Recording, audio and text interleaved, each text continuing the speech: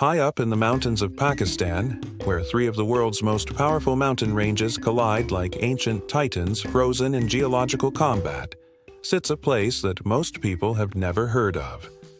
While tourists flock to Nepal's Everest Base Camp or India's Ladakh, there's another mountainous wonderland hiding in plain sight. Gilgit-Baltistan, a region roughly the size of England, contains 5 of the world's 14 peaks over 8,000 meters, including K2, the second highest mountain on Earth. Yet you can live here comfortably on just $500 a month. But here's the thing that blows your mind when you first arrive. This isn't just about cheap living in some remote wasteland.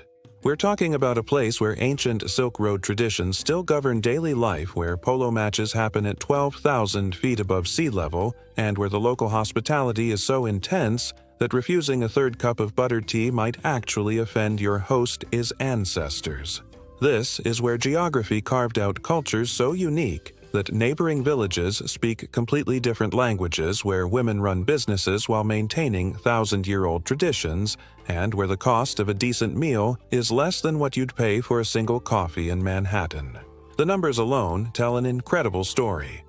While a basic apartment in any major Western city starts at $150 per month, a decent room in Gilgit City costs around $50. A hearty meal of chap churro, the local meat pie that has become legendary among backpackers, costs about $1. $50. Internet that's fast enough for video calls runs about $15 monthly. Transportation on the famous Karakoram Highway, one of the world's most spectacular roads, costs pennies per mile. But the real story isn't in these numbers. It's in understanding how this pricing creates a completely different way of experiencing life. When you wake up in Gilgit City on your first morning, the sound that greets you isn't traffic or construction noise. It's the rushing of the Gilgit River, fed by glacial melt from peaks so high they create their own weather systems. The air carries the scent of wood smoke from tandoor ovens where bakers have been working since 4 a.m., preparing fresh naan bread that costs about 20 cents per loaf. The morning call to prayer echoes off canyon walls, mixing with the sounds of shopkeepers opening their stores and the clip-clop of donkeys carrying supplies through streets too narrow for most vehicles. Your $50 monthly room might be in a traditional house with thick stone walls designed to withstand earthquakes and extreme temperature variations. The windows frame views of mountains that would cost millions to overlook in any developed country. The bathroom might be shared, but the water comes from springs that flow directly from glaciers, so pure that locals drink it without any treatment. The heating system probably involves a wood-burning stove that requires you to learn the local art of keeping a fire burning efficiently through sub-freezing nights. The landlord, who probably speaks at least 4 languages fluently, might invite you for tea on your first day. This isn't just politeness, it's a cultural assessment. He's figuring out whether you understand the social rules that make community living possible in an environment where cooperation can mean the difference between life and death during harsh winters. The tea ceremony itself involves protocols that would confuse a Japanese master.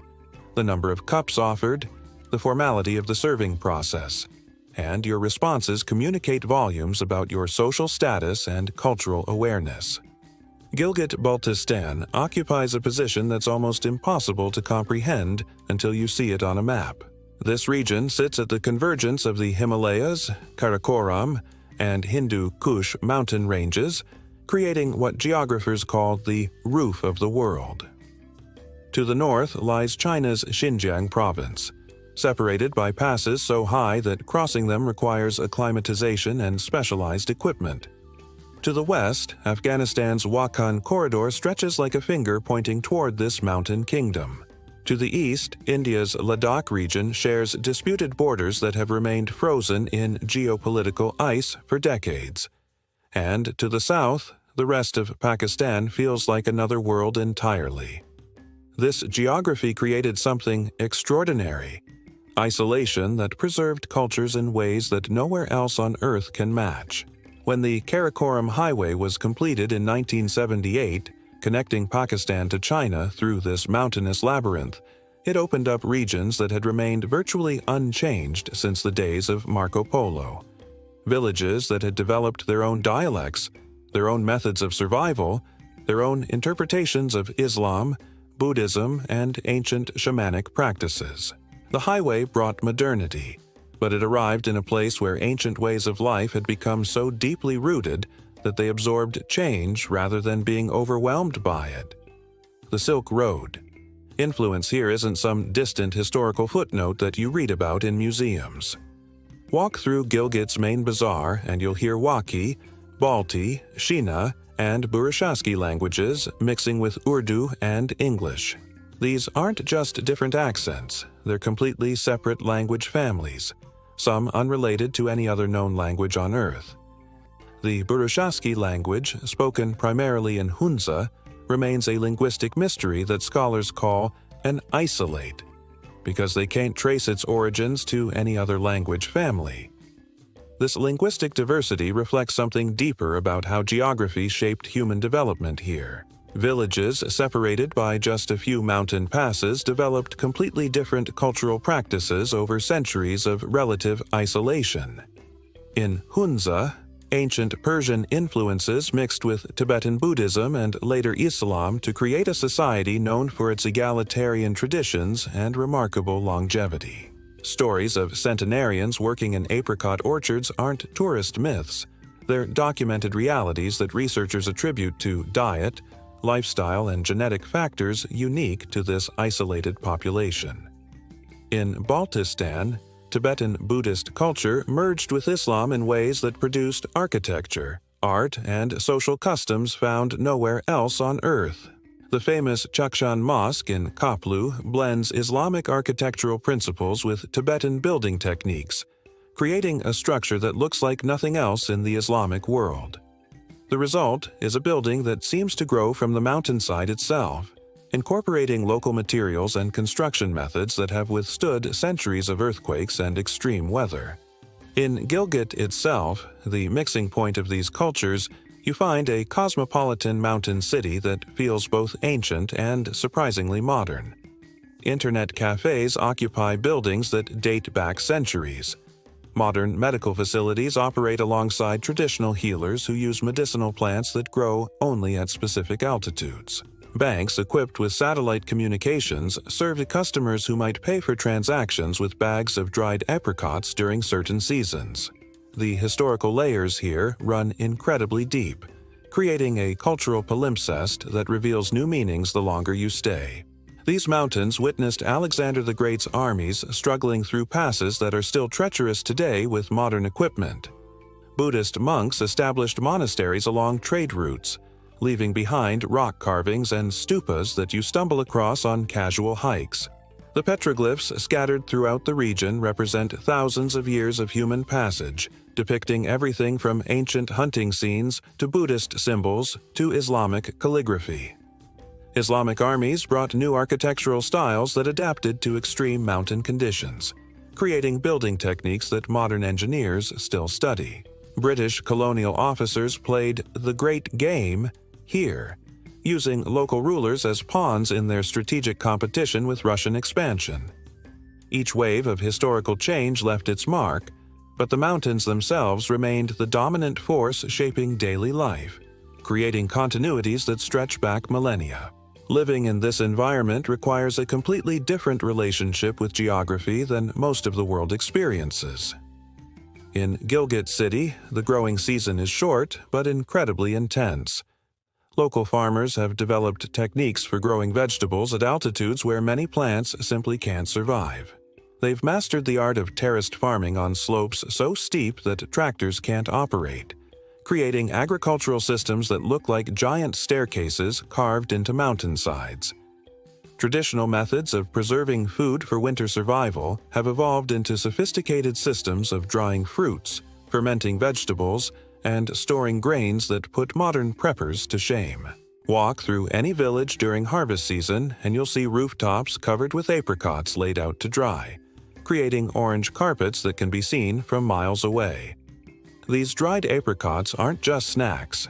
They're a complete nutritional system that provides vitamins, minerals, and calories necessary for surviving months when fresh food is unavailable. The daily rhythm of life here follows patterns established by geography and weather, not by global time zones or business schedules. During summer, when the passes are open and supplies can move freely, there's an intensity of activity that visitors find exhausting. Markets buzz with activity from dawn until late evening, as traders rush to move goods before weather conditions change. Construction projects race to complete as much work as possible before winter sets in, creating scenes of frantic building activity that might seem chaotic, but follows sophisticated planning developed over generations.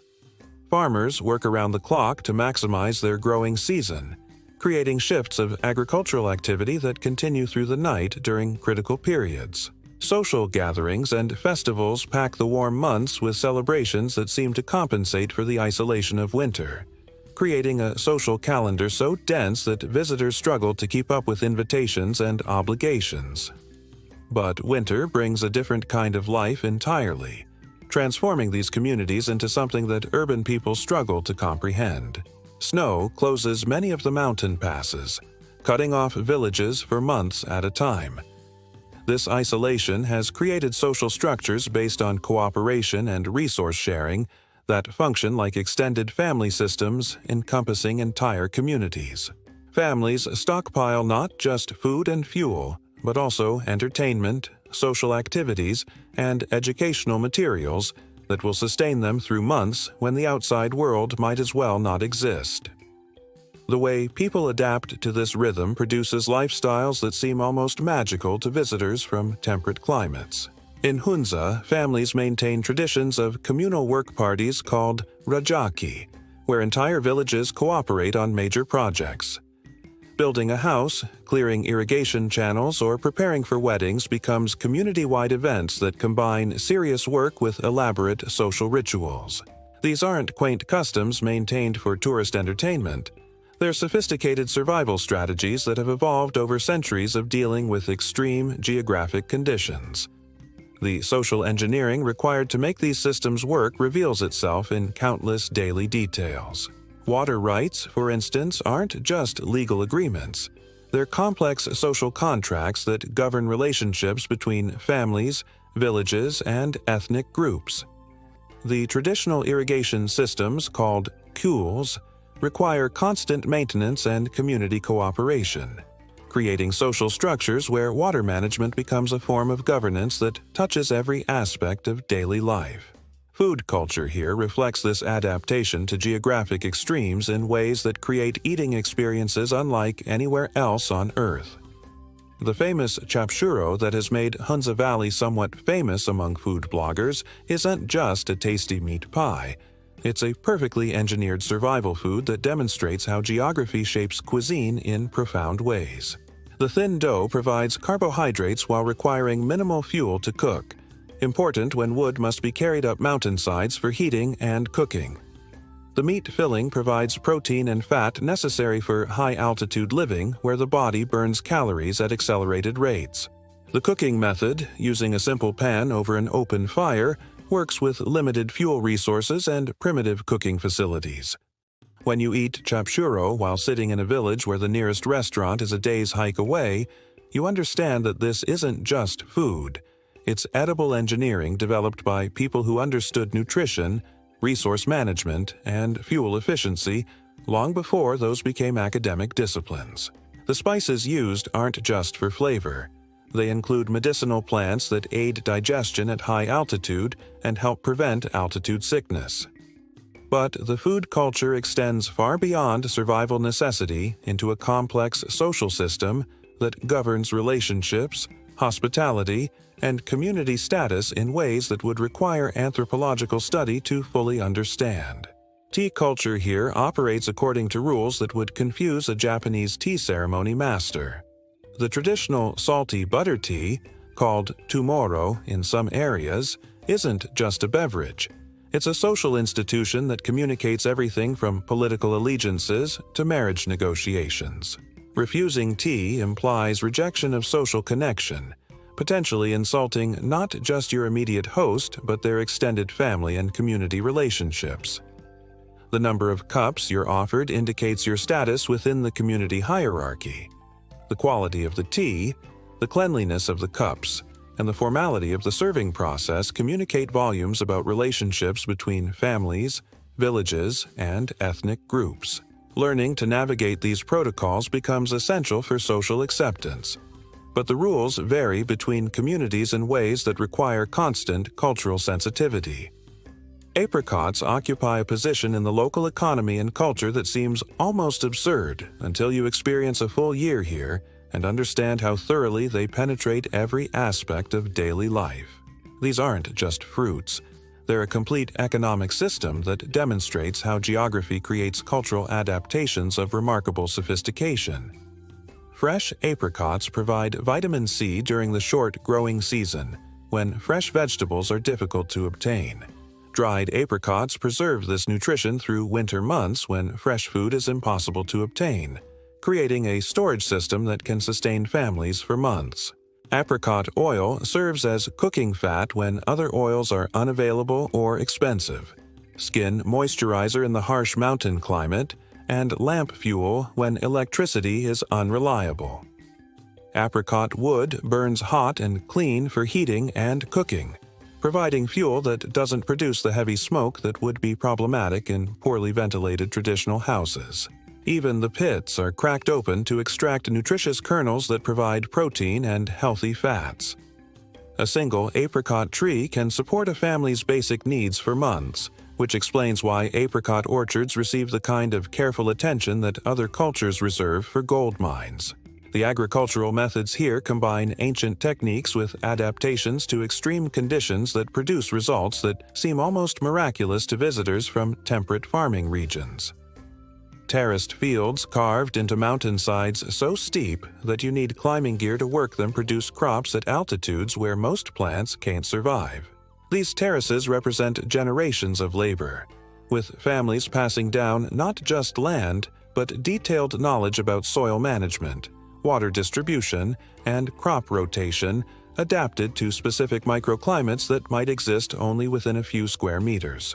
Irrigation systems that channel glacier melt through networks of carefully maintained channels can turn barren mountainsides into green oases, but only through community cooperation that requires sophisticated social organization. These systems demand constant maintenance and coordinated labor, creating social structures where water rights and irrigation duties bind communities together in complex webs of mutual obligation that function as informal governance systems. Women's roles in this mountain society defy easy categorization, combining traditional responsibilities with opportunities that might surprise visitors expecting conservative restrictions based on superficial understanding of Islamic culture. In many villages, women control household finances, make decisions about children's education, and run small businesses while maintaining cultural practices around modesty and family honor that outsiders often misunderstand. This creates situations where a woman might be negotiating internet business deals on a smartphone while wearing traditional dress and preparing elaborate meals according to centuries-old recipes. The traditional gender roles aren't necessarily oppressive. They're adaptations to geographic and economic conditions that require different family members to specialize in different survival skills. Women's traditional expertise in food preservation, textile production, and household management becomes economically valuable when these skills enable families to survive harsh conditions with minimal external resources. Education has become a particular point of pride in many areas, especially Hunza Valley, where literacy rates exceed those of many developed countries, and educational achievement has become a cultural value that rivals traditional markers of status like land ownership or livestock wealth. This educational achievement didn't happen accidentally. It reflects deliberate community decisions to prioritize learning as a strategy for dealing with geographic isolation and limited economic opportunities. When your village is cut off from the outside world for months each year, having educated people who can solve problems, maintain equipment, teach children, and communicate with the outside world becomes essential for survival. The traditional Islamic emphasis on learning combined with practical necessity to create educational systems that produce remarkable results despite limited resources and challenging conditions. The educational emphasis has created interesting cultural dynamics around gender and opportunity that continue to evolve as traditional communities adapt to modern realities. In some villages, girls consistently outperform boys in school, leading to situations where young women are more likely than men to pursue higher education and professional careers. This educational gender gap has started to influence traditional marriage patterns, economic relationships, and social hierarchies in ways that communities are still figuring out how to navigate. Marriage traditions here reflect the geographic realities of small, isolated communities, where everyone knows everyone else's family history going back generations, creating social systems that function like genetic databases maintained through oral tradition. Traditional matchmaking involves elaborate negotiations not just between families, but between entire extended clan networks that consider factors ranging from genetic compatibility to economic resources to political alliances between communities. The economic aspects of marriage involve calculations about land ownership, water rights, livestock holdings, and labor capacity that would make modern prenuptial agreements seem simple by comparison. These negotiations recognize that marriage in an environment with limited resources and harsh conditions is not just a romantic relationship. It's an economic partnership that affects the survival prospects of multiple families and potentially entire communities. But modern communication technology has introduced new elements to these ancient systems that create fascinating cultural fusion. Young people who communicate with potential partners through social media and maintain long-distance relationships through video calls still participate in traditional engagement ceremonies that involve ritual exchanges of gifts, formal visits between families, and community celebrations that can last for days. The result is marriages that might begin with text messages and Facebook posts, but culminate in ceremonies involving traditional music, elaborate costumes, and feast preparations that engage entire villages in months of planning and preparation. Wedding celebrations here aren't just parties. They're economic events that redistribute resources through the community, while reinforcing social networks that become important during emergencies or economic difficulties. The traditional expectation that wedding guests bring gifts creates a system where wealthy families essentially subsidize celebrations for less affluent community members, functioning as informal welfare systems that ensure community solidarity. The food preparation for major weddings requires cooperation between dozens of families, creating temporary alliances and reinforcing social networks that become activated during emergencies, natural disasters, or economic crises. The music and dance traditions associated with weddings and festivals preserve cultural elements that date back centuries while incorporating influences from across Central Asia, creating artistic expressions that exist nowhere else on Earth. Traditional instruments like the sernai, a type of oboe that produces haunting melodies perfectly suited to mountain acoustics, and dhol drums that create rhythms designed to carry across valleys, produce soundscapes that seem designed specifically for this geographic environment. The music carries across valleys in ways that can communicate messages between villages separated by miles of terrain, too rough for easy travel, functioning as a communication system that supplements more modern technology. During festivals, the sound of traditional music echoing off canyon walls creates acoustic experiences that no concert hall could replicate, demonstrating how geography shapes artistic expression in profound ways. Polo occupies a position in this culture that goes far beyond sports entertainment, functioning as a cultural institution that combines athletic excellence, social networking, political diplomacy, and economic opportunity in ways that reveal the sophisticated social organization of these mountain communities. The game originated in these mountains, and local rules differ significantly from the version played in Argentina or England, reflecting adaptations to geographic conditions and cultural values that have evolved over centuries. Mountain polo is faster, more aggressive, and played on fields that would terrify horses accustomed to manicured lawns. The Shandur Polo Festival, held annually at over 12,000 feet altitude, draws teams from across the region for competitions that combine athletic excellence with cultural celebration and political diplomacy, creating events that function as informal summits where community leaders negotiate everything from trade agreements to marriage alliances. The Polo tournaments serve multiple social functions that reveal how traditional cultures adapt to modern realities while preserving ancient customs. These events provide opportunities for young people from different valleys to meet potential marriage partners in socially acceptable contexts, where families can observe interactions and evaluate compatibility. They create venues for business negotiations between communities, allowing traders and entrepreneurs to establish relationships and negotiate deals in festive atmospheres that encourage cooperation and trust. They offer platforms for political leaders to demonstrate their importance through elaborate hospitality, creating informal governance systems where community status is established through ability to organize successful events. And they preserve cultural traditions that might otherwise disappear under pressure from globalization and modernization, maintaining skills and knowledge that connect contemporary communities to their historical roots. Festival culture here extends far beyond Polo into celebrations that mark seasonal changes, religious holidays, and community milestones in ways that turn remote mountain villages into centers of regional activity during specific times of year.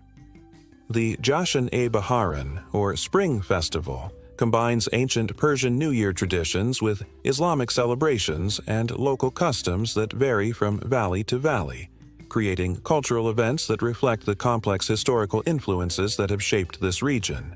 These festivals aren't just cultural events. They're economic opportunities when isolated communities can trade goods, arrange marriages, settle disputes, and strengthen relationships that sustain them through harsh winters.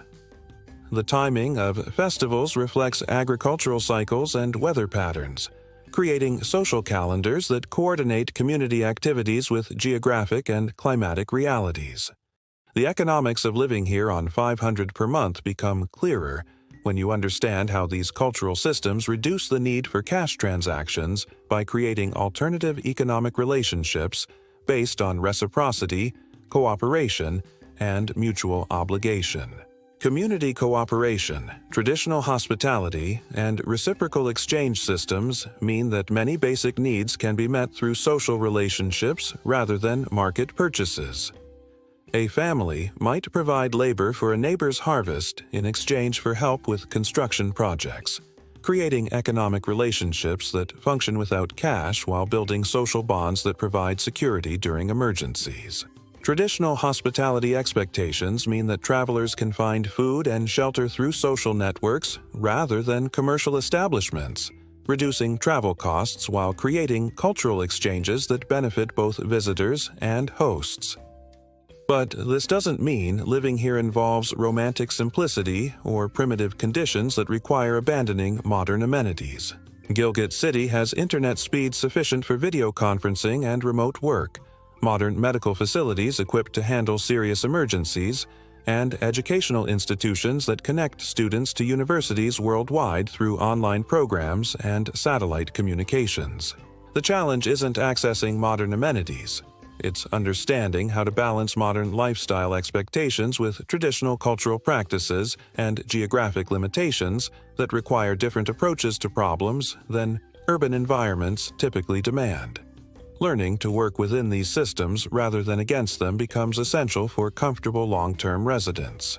The cost breakdown for comfortable living here reveals how different economic pressures create different lifestyle choices and expectations.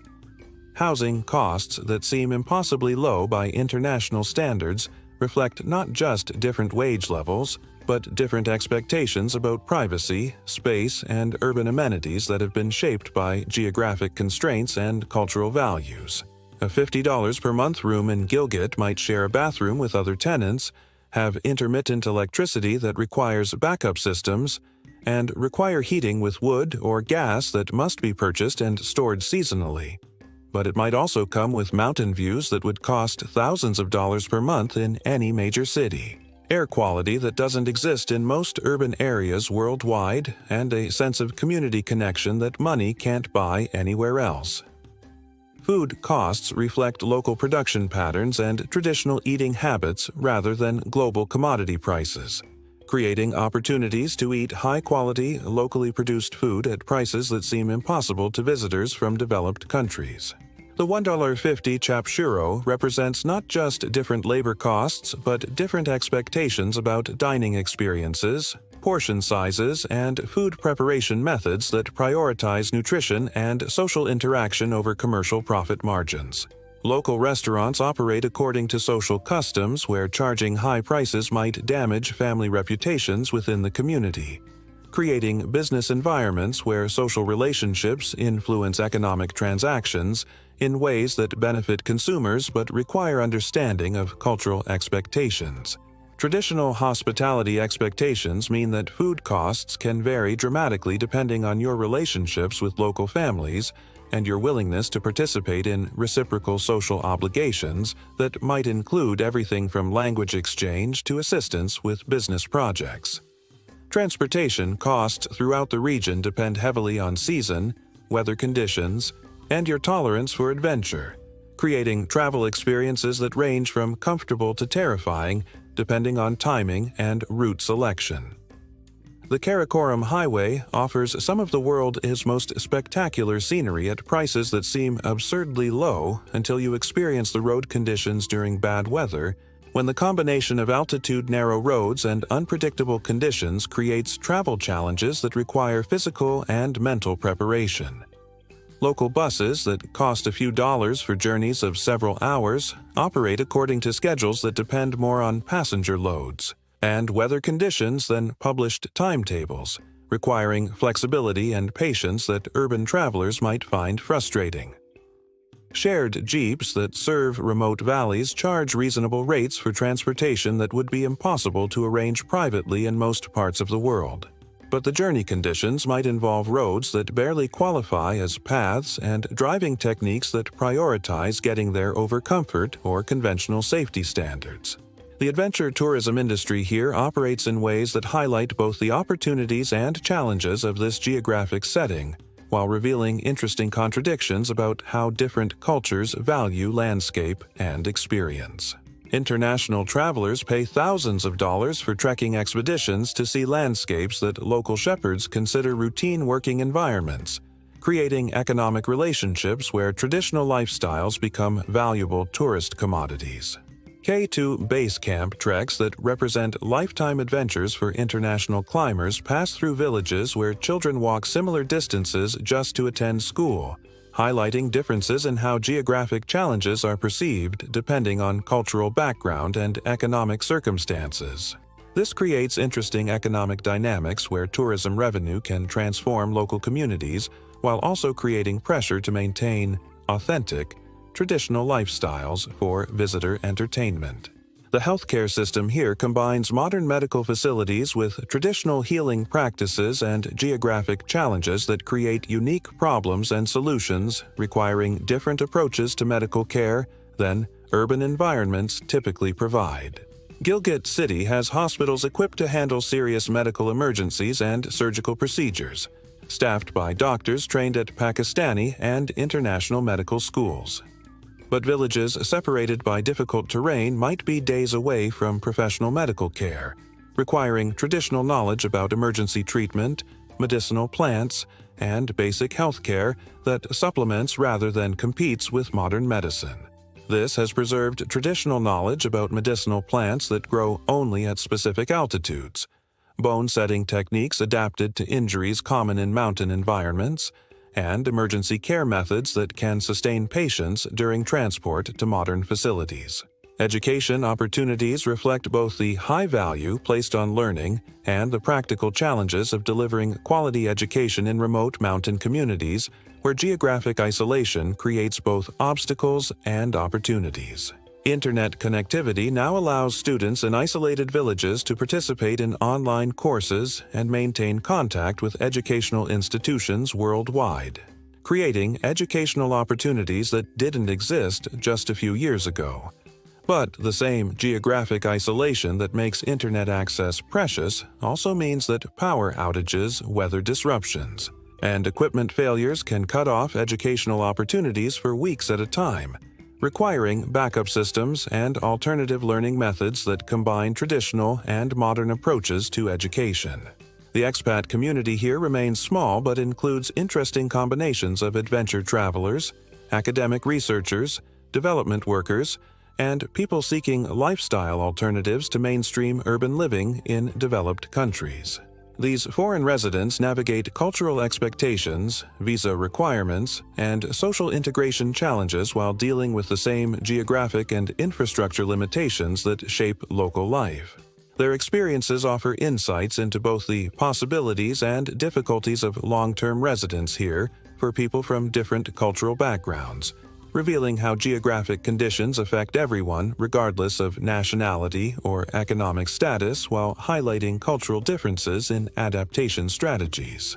Standing on a rooftop in Gilgit City, as the evening call to prayer echoes off the surrounding peaks watching the last light catch the snow on mountains that scrape the sky, you realize that some experiences simply cannot be replicated elsewhere at any price. The $500 monthly budget isn't just a number.